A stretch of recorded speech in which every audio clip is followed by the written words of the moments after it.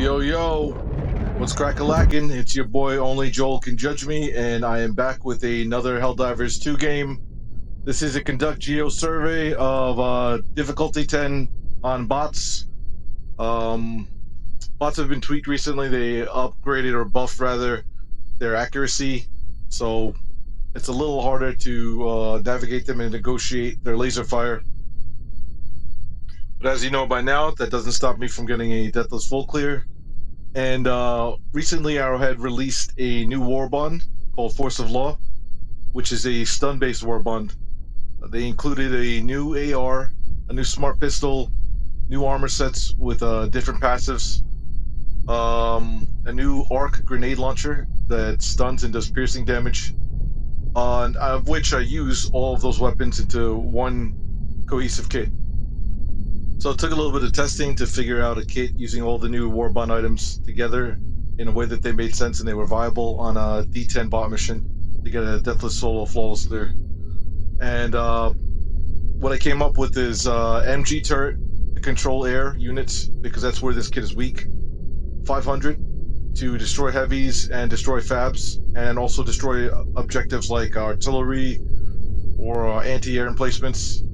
The arc launcher, the arc grenade launcher, which lobs like a projectile grenade round that does stun damage and has AP7 piercing damage.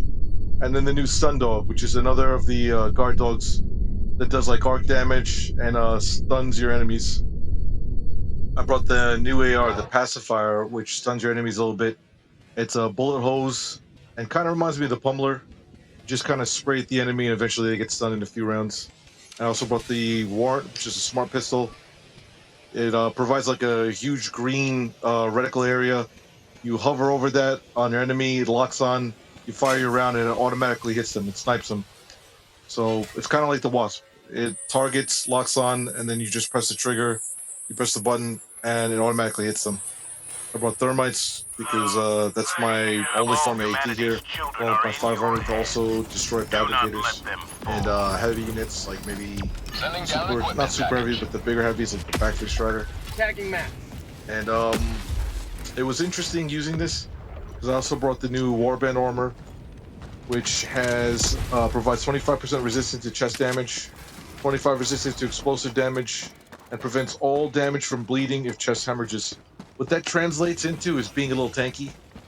I chose to use the medium armor, and I feel like the breakpoints give me that much more durability to play an aggressive run and gun style with less dodging and more pushing in, aggressive direct action.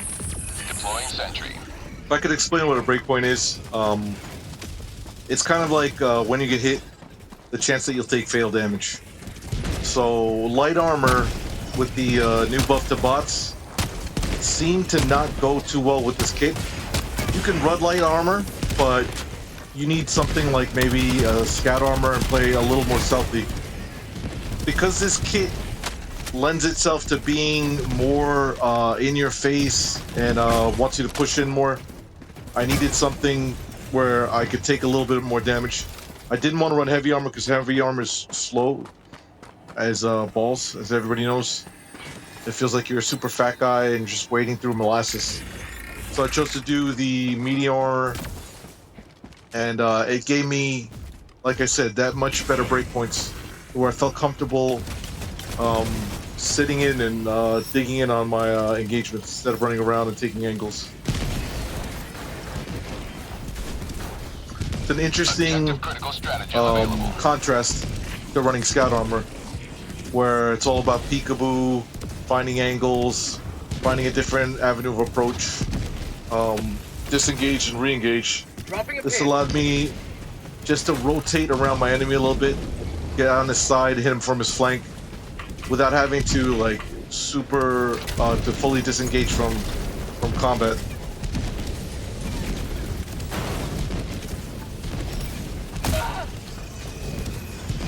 As I mentioned before, they did buff bots. The lasers seem more accurate, and I'm getting hit more with damage that might kill me. You can still run light armor, You can run scatter armor to great effect. I mean, not much has changed in that regard. But if you're gonna run a kit where you're more, I wouldn't say stationary, but more present, more acquirable, I would suggest running this medium armor.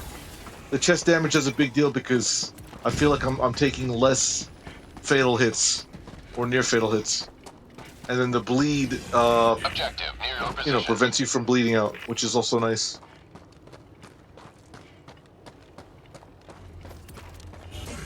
My playstyle is usually more of a peekaboo. I rely on speed and agility to avoid lasers, but that doesn't mean I can't sit in on fights, rotate a little bit, hit enemies from the flank, take a partial angle, but still be in a acquirable view, and still be successful. And that's fun too. Feels good. Feels good not to have to run away. It makes it a little more exciting. But like I said, there's several versions of this armor. There's a light, a medium, and a heavy. If you're gonna do this with this kit in particular, I would run the medium Warbond armor. Liberty dispensed. If it's not apparent by now, this Warbond armor is police themed, which is either fortunate or unfortunate, depending on how you view Arrowhead's timing, which is comedic because world events are dictating something strange to be said about that, with protests and all that other stuff happening in the real world. But if you want to LARP as a riot cop, Arrowhead has provided you with the perfect opportunity. Like I said, this is either the worst time to release a Warbond like this, or the best. You know, it depends on how you look at it.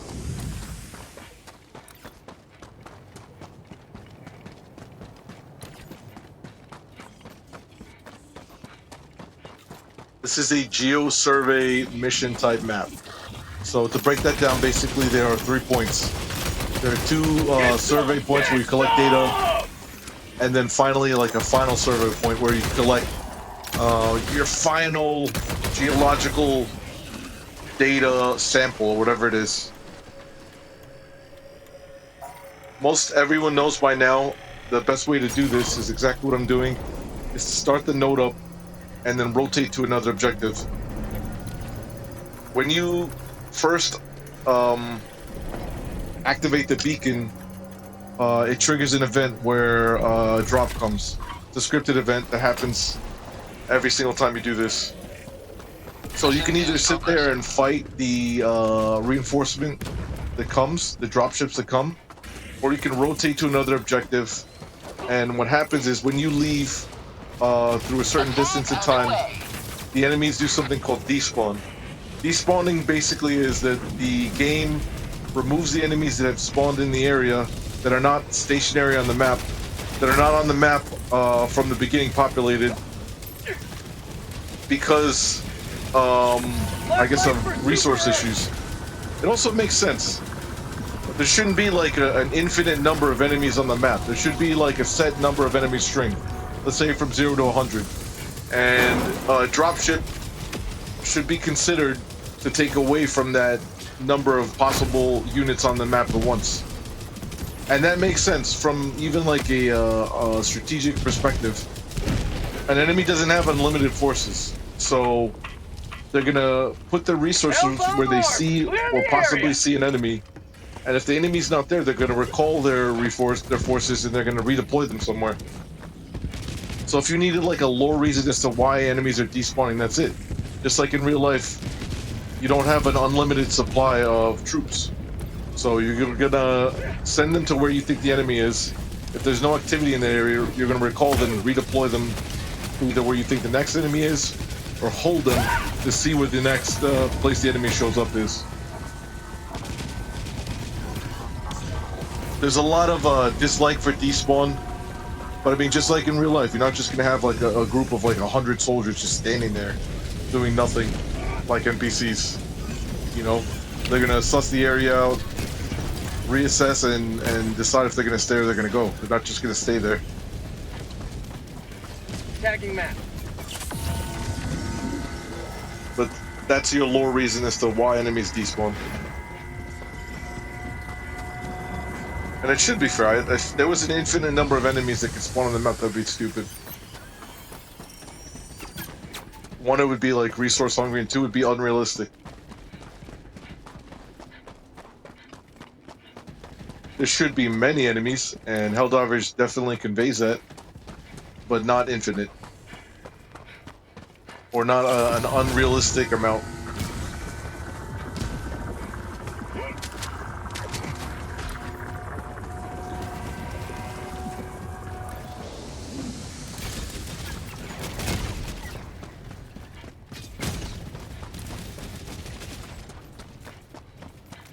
Quick tip on bots. The more you move, the less likely you will be hit. And on bots in particular, some of those projectiles may be fatal. So it's just better that you keep moving. That can be said with the other factions too, but especially with bots. Because there's an acquisition period and then they fire lasers upon you or rockets. Either of which can be fatal. So the solution to that is literally move. Stay in constant motion. Pretend it's like I don't know, like a 5K run. You know? Or maybe longer, depending on you're running for 30 minutes, maybe like 7, 8K run. That's how you should be treating it. You should always be running, not really resting too much. Obviously stop at an objective, complete it.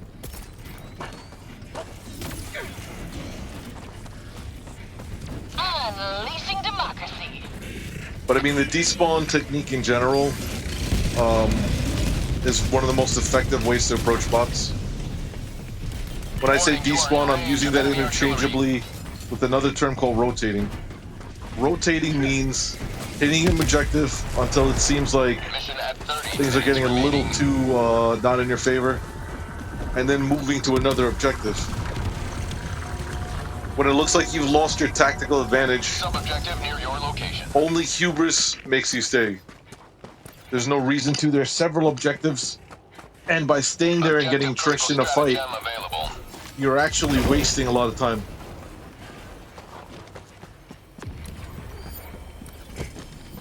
The game wants to lock you into combat. It wants to lock you into a skirmish. It wants to scrap with you until it can make you make a mistake. So you have to play a game of calculated risks. You have to decide, do I have the resources? Am I fast enough? Can I make the best decisions to end this skirmish in a fast or moderately fast way? And if the answer is no, rotate. Move. When you move from your objective, all the reinforced units that have been called down from dropships will disappear. And as I said earlier, that's like real life too. Like the enemies are going to stay there for a while as they're called to, you know, a hotspot. They're going to notice that you're not there and they're going to leave. Because their resources are not infinite. Like right now, if I stood and fought that skirmish right there, I'm fighting from a disadvantage. And regardless of what people say in games, you know, because they want to show their high skill level, tactically you never want to take a fight where you're at a disadvantage. The only reason you would take that fight is because of hubris. And I don't know. I mean, that's not how we do things. I take calculated risks, okay, that have a high reward factor in this game. So if it's worth it, I will get into an entrenched skirmish. But I definitely won't sit there and fight a skirmish out as a form of skill expression or just to show how good I am.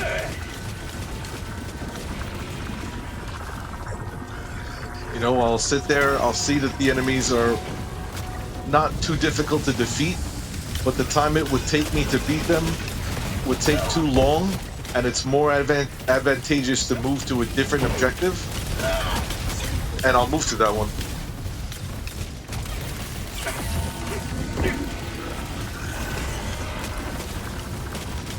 Objective critical stratagem no longer available.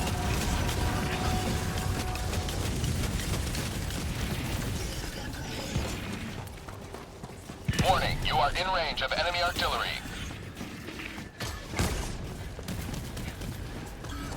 Objective critical stratagem available.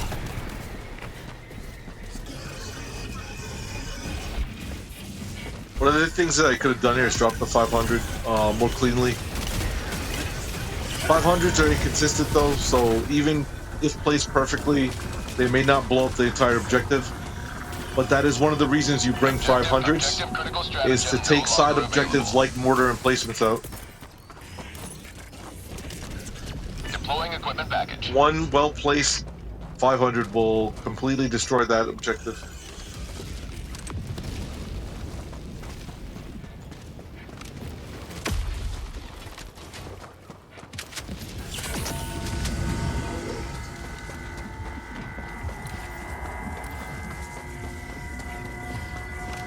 At one point I'll break down a skirmish,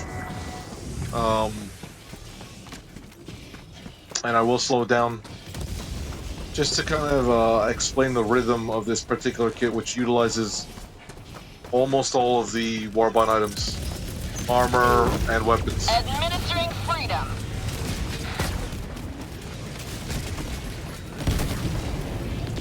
Well, armor, weapons, and like the new stun dog.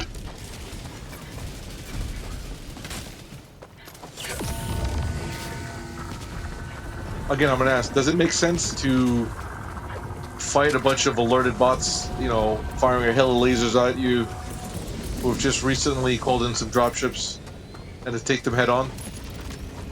Or does it make more sense to rotate off the objective, find another objective that's less populated or not populated at all, finish that objective, and then return to this one after it's cooled off? That's the basis of rotating / despawning.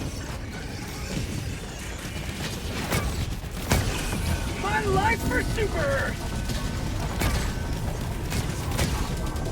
I mean, I said that and then that base went down anyway, but that's basically the gist of this.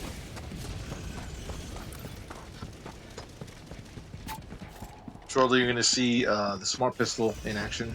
I'll slow down so I can explain. Basically, I pull out my secondary, which is my smart pistol. Brings up a giant green circle. I wait till a triangle settles and turns green, and then I press the trigger. And I do this each time in a rapid fire movement. Obviously it's slowed down, but this is happening in a matter of like a second or two. And then they're down. Swapping between the smart pistol and the pacifier, the new Warbond AR, feels amazing. And there's a lot of overlap between these two weapons, so they can be used interchangeably. They do similar functions. I mean, not really, like the pacifier stuns, but has medium penetration, and so does the smart pistol. And what I mean by they overlap is that they both do medium penetration. They have different characteristics, one being stun and the other one being a lock-on, like an auto lock-on mechanic. But it means that you can transition from one weapon to the other with consistent damage doing the same amount of penetration. And what that means is it's a constant rate of attack, doing the same thing. You know, not the same traits, but hitting the same way, you know, having the same penetration. And just like real life, the fastest reload is to switch weapons, okay? And that's the case in this too. So if you can get into a nice cycle between primary and secondary like this, and they have synergy, and these weapons definitely have synergy like that, you can continue to run and gun, and you won't have to stop the action even after one weapon has been depleted of ammo. When you have to reload, just switch over, use that weapon. If you have to switch back, hopefully you've killed most of the enemies and you have time to reload now. And you can just do a little war dance. You don't have to hide. You can stay in combat longer instead of having to disengage. That's the one thing I will say about these weapons in the new Warbond. They both mesh really well. So if you wanted to run and gun and you wanted to play aggressively, the pacifier is literally a stunning bullet hose. So it has a lot of push, and then the smart pistol is just knocking out chaff automatically for you. You know, where you don't have to aim. And a lot of people dislike that, but the less time you spend aiming, the more time you spend moving. Sorry, the less effort you spend aiming, the more effort you can put into moving. And what that translates into is the more agile you can be, the more tricky and squirrely you can be. Sending down sentry. And playing like that feels amazing. So that's why these two weapons in particular are going to be my daily driver for a little while. There's going to be different kits, different support weapons, and different backpacks. But I think I'm going to run the smart pistol and the AR together for a little while on multiple fronts. They have utility not only on bots but on squids and terminids as well.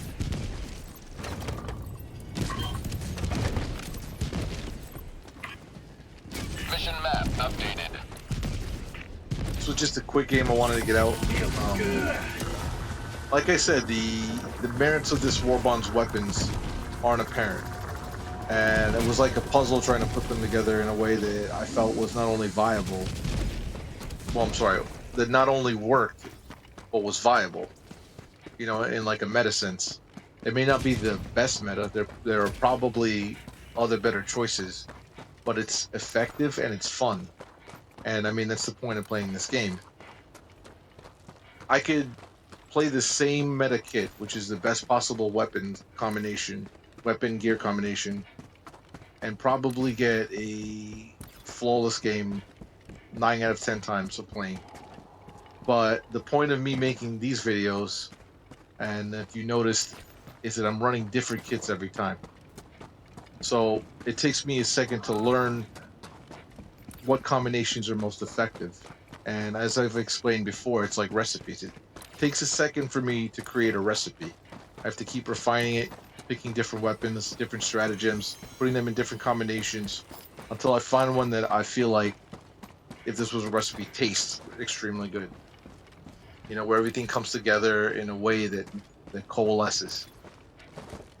And that's this kit right here. So I call it MG turret, but it's a rocket turret. The rocket turret was the choice because it was the only thing that was lacking in this kit. When air units came by, I didn't really have an answer. Pacifier can take the air units down, but it takes too long. It takes too hard. And if you reserve your rocket turret only for air and maybe the flank or escape, use it sparingly and wisely, it's a great answer to air. Coupled with the fact that you have that explosive damage, so you know you won't get smashed up by rockets as easily, which accounts for the durability in this kit. And you have a great fun experience. You spend a lot of time getting knocked around in this kit because the explosive damage that would normally kill you is not killing you so easily.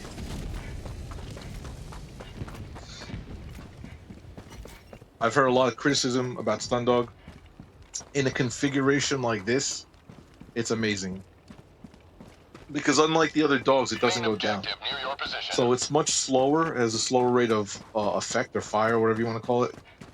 However, it's consistent. It's never down. There's never a time where you're worried that it's gonna, you know, fold into the backpack and have to recharge or have to, you know, get more ammo. It's just always there. So that's the trade-off. Trade-off is, are you nimble enough to make use of a moderately slow-firing dog? And if the answer is yes, because I have a smart pistol that is automatically killing shaft just by like a point and click, and then I have a bullet hose of an AR and my pacifier, I have two different weapons that are buying me enough time in between stuns from my stun dog. Couple that with the durability of the armor, which its traits are making you that much tankier, and the fact that I'm running a medium armor, and you got a guy that can do his usual peekaboo style, but is a little more comfortable in the pocket. You know, I'll never sit there and tank everything because that's stupid. Like just sit there and be like a slow idiot shooting things down. Like it's just dumb. You know, Warning, you are in range of unrealistic. enemy artillery. Like you're not Doom Guy. You don't just kind of walk forward and everything dies. And I don't want to be Doom Guy. It's just a dumb way to play. I'd rather be tactical, squirrely, agile. I'd rather be in and out of the pocket. I'd rather be, you know, at times coming forward and at other times dodging, taking an angle, Warning, you are flanking. in range of enemy artillery. It's just a way more fun, Bot engaging outpost experience. destroyed. You know, I feel like all my synapses are firing, and I'm using my brain. I'm not just like depressing a trigger and walking forward or backward like an asshole. Enemy You know, tactical asset within range. if that's the game you want to play, that's cool. But that's definitely not how I play this game. Enemy artillery. Objective complete. I'd rather run around here, have lasers, wing me, explosions going on in the background, stimming, running like an asshole without a chicken without his head cut off. I mean, a chicken with his head cut off. I don't know what I'm saying. And you know, I'd rather have this chaotic, frenetic feel.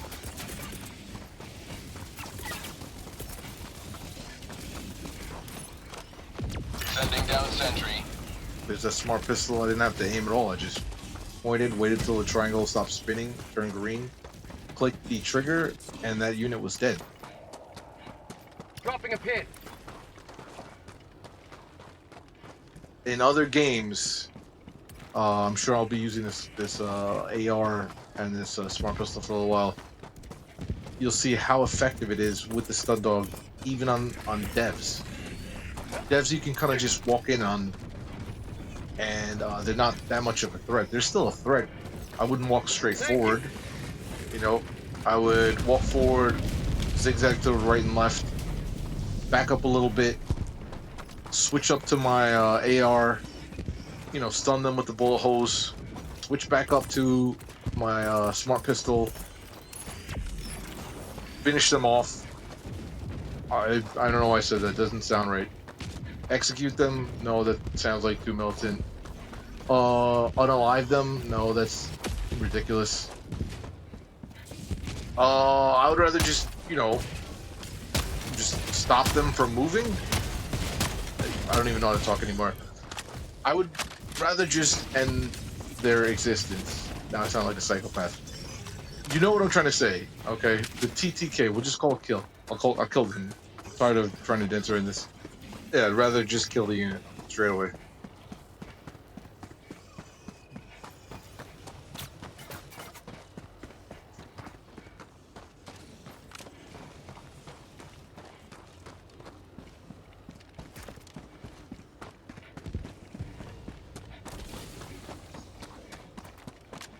I don't know how I got detected, but apparently reinforcements are called by some eagle-eyed shaft bot from like 100 to 200 meters away.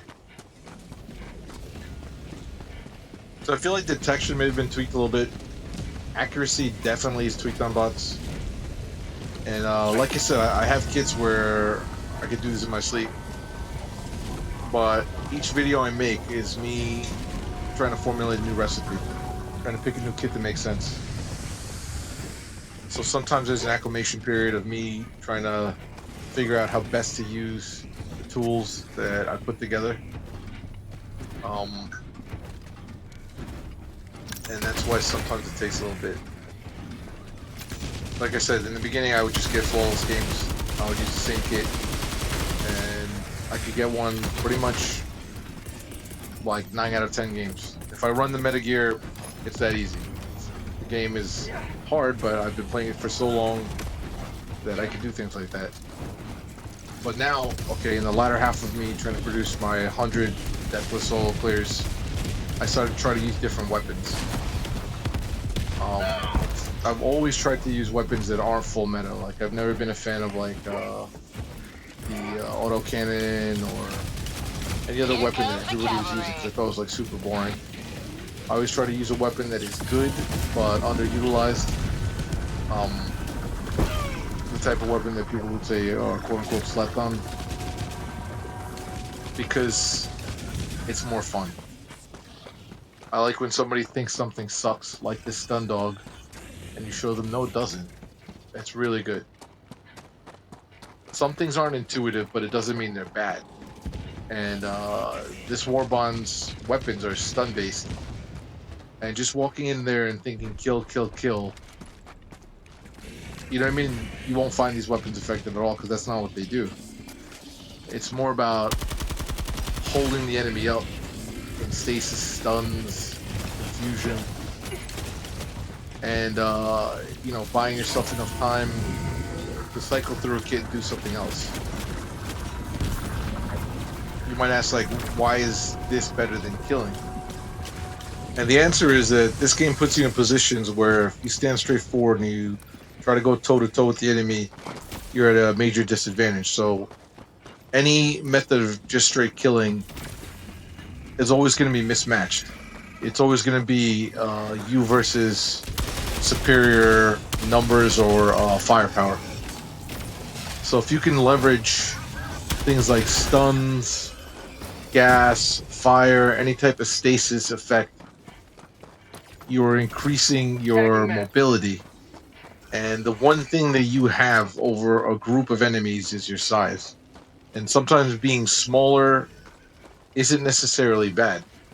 You know, instead of being a bigger, stronger target, being smaller means you can shrink yourself down and you're much less acquirable. So that's one of the things to think about, is use your size to your advantage. Being big has the obvious advantage of you're big and powerful, but being small has the advantage that you are hard to keep track of. And stun stasis things make it even harder for them to do that. In a game where that's your chief advantage, you could argue that stun stasis is the way to go. Instead of trying to outright match firepower or overcome firepower. You're never going to, because that's not the dynamic in this game. You can have short bursts of, Dropping a pin. you know, higher damage, but they are not sustained. Trying to make yourself bigger than an entire army is not necessarily the smartest way to approach this. Whereas leveraging your natural advantage of being small and squirrely, in my opinion, is a better thing to do.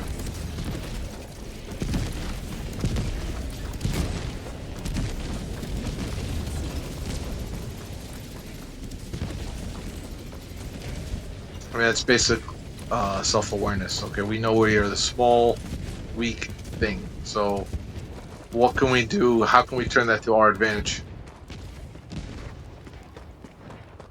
You're not necessarily weak. You have burst potential, you know, in your stratagems. So being small and bursty, you know, in my opinion, is where you want to be. You want to make those things as strong as possible. Being hard to acquire and doing burst damage. So for me, it's peekaboo style. Popping in and out of enemies, taking angles, flanking, rotating, all those things. Surprise, subterfuge, sabotage. That's a lot of S's.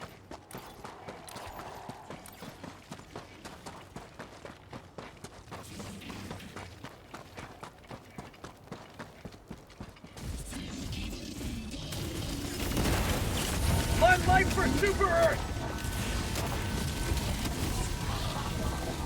And stim abuse, another S. Stim abuse is fun.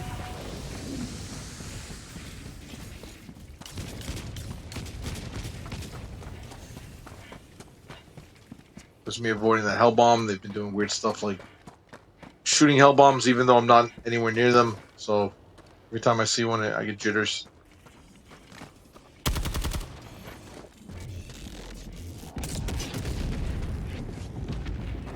All in all, if I was to rate the effectiveness of this Warbond, it's a 10 out of 10 though. I don't know if I would necessarily use all the items together. This kit is just to show that they can be used together. There's definitely better configurations out there. One off the top of my head is Wasp, Scorcher, Smart Pistol. So, like I said, the less time you spend, the less effort you spend aiming, the more effort you could spend moving. So if I have 2 auto-targeting weapons, it means that I can move around and do a lot of crazy stuff. You know, more of my brain power is towards positioning, mobility, and things like that. I can come up with different plays. I have more time to think about what I'm gonna do, and less time having to try to aim at an enemy. I think maybe my next game will be that configuration: Wasp, Scorcher, Smart Pistol, Stun Dog. Not necessarily Stun Dog, though. Might be a Jump Pack, honestly.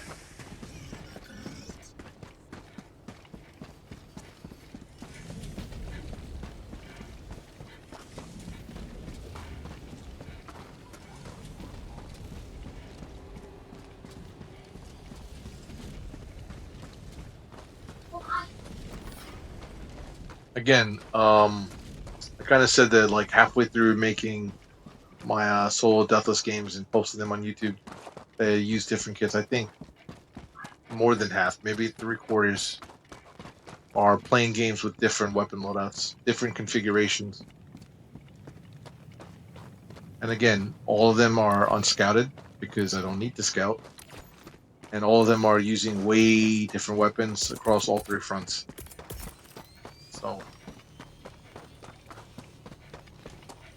that's the difference. Anybody that knows me knows that I'll play with a bunch of different stuff,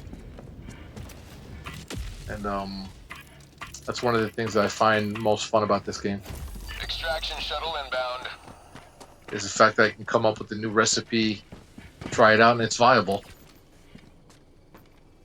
There's always going to be a meta. There's always going to be like you can use the best possible weapons, but the most important thing that I think they did in this game was it's not just meta. Like it's not like I just run those weapons and that's all I can run. I can run a bunch of different recipes, come up with my own combination like this one, and it's still viable.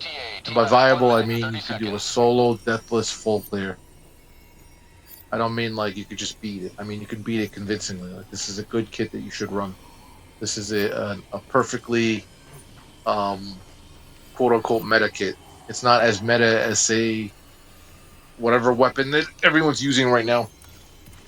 But it's meta enough that if you run this and you know how to run it, it's super effective at the highest level.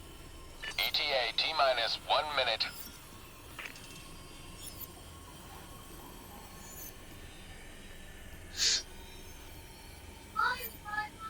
I mean, it all depends on how you play. If you want to just be presented with like a Rails type experience where you just kind of walk everything down in a linear path and you expect the weapons to do the work for you, you're not going to have a good time. So this is a kit where it provides you with enough firepower and tricks that if you use your head and you figure this puzzle out, which is how to complete all the objectives in the allotted time, 20 seconds. you're going to have a fun game. But no, this kit doesn't just give you a win. And if it did, I wouldn't run it. No, that's one of the reasons I don't like AT or autocannons. I don't think it's fun visual on the extraction zone. to provide a weapon that does everything. Pelican 1 landing in progress. You know, I'd rather you have a kit or have to be forced to use a kit because there's different types of threats and you have to switch off.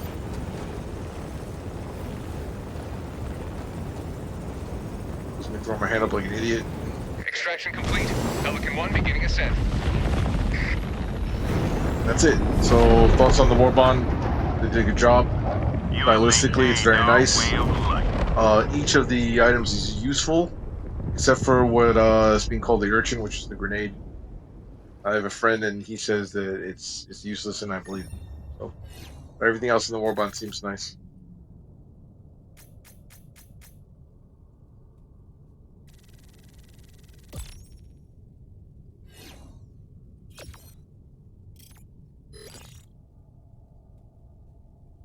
Again, if you value this channel, enjoyed what you watched, you learned something, please like and subscribe.